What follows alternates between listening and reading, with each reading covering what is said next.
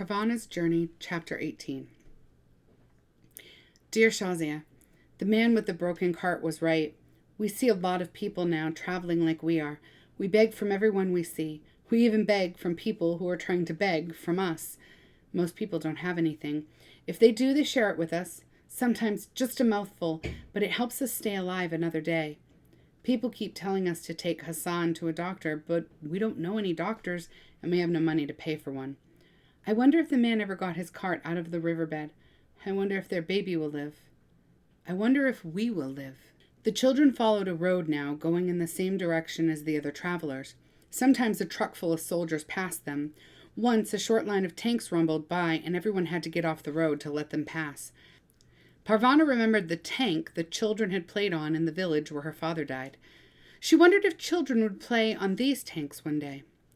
Later, they heard the tanks shooting at something. The planes were bombing in the daytime now as well as at night. Some of the bombs were so loud that the noise knocked the children to the ground. Asif cut his face when he fell against some rocks. A lot of blood ran from his forehead. He had to keep wiping the cut with his blanket because they had no bandages. More bombs fell. One exploded just ahead of them. People scattered, huddling in clumps on each side of the road. "Get down!" people shouted. "Take cover!" Parvana ran with the baby to the side of the road. Asif was close behind her. She was face down in the dirt, dust and rocks billowing around her, when she realized Layla wasn't with her. She peered out through the falling rubble and saw Layla still standing in the road. The little girl had her hands cupped over her mouth, and she was shouting something into the sky. Parvana slid Hassan over to Asif and ran into the road. As she got closer, she could hear what Layla was saying. "Stop!"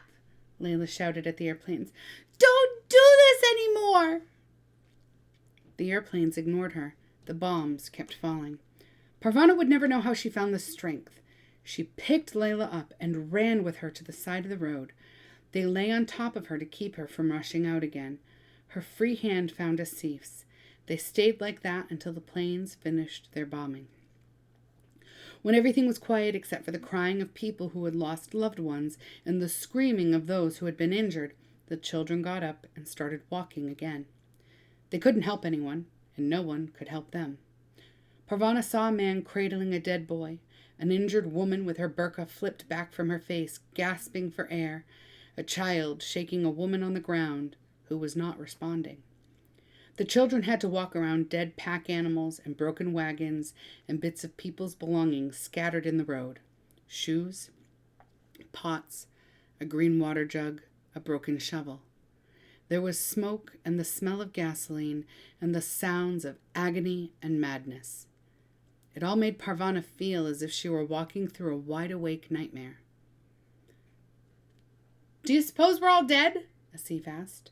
Parvana didn't even try to answer. She just kept walking. The children walked for the rest of the day. There were just 4 more bodies in a long line of people moving forward, only because there was nothing to go back to. "I don't even feel like me anymore," Parvana said, talking more to herself than to anyone else. "The part of me that's me is gone. I'm just part of this line of people. There's no me left. I'm nothing." "You're not nothing," Asif said. Parvana stopped walking and looked at him. "You're not nothing," he said again. Then he grinned a little. "You're an idiot. That's not nothing." Before he could stop her, Parvana wrapped his frail body in a gigantic hug. To her great surprise, he hugged her back before pushing her away with mock disgust. They kept walking. As the sky grew darker, mountains and hills became balls of fire and pillars of smoke from the bombs dropped on them. Parvana's eyes stung from the thick smoke in the air. Her throat, already parched from thirst, burned when she tried to swallow. Night was almost upon them when they reached the top of a small ridge and looked down. Spread out below them as far as they could see was a mass of tents and people. Parvana knew what they were looking at. She had stayed in a place much like it with her father last winter. It was a camp for internally displaced persons. It was a camp for internal refugees. It was a home for 4 tired and hungry children.